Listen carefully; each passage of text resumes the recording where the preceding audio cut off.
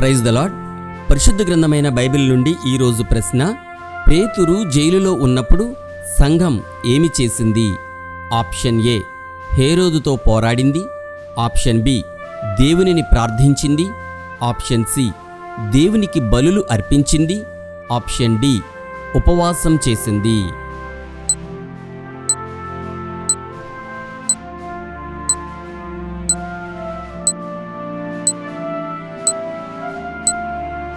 సరి అయిన జవాబు దేవునిని ప్రార్థించింది.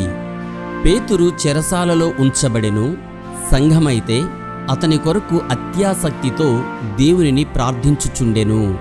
ఇది అపోస్తుల కార్యములు 12వ అధ్యాయము 5వ వచనంలో వ్రాయబడి ఉన్నది.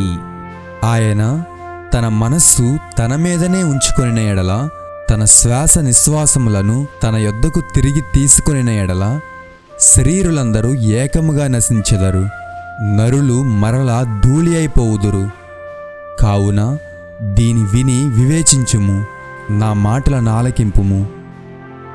యోబు గ్రంథము 34వ అధ్యాయము 14, 15, 16 వచనములు. Have a nice day.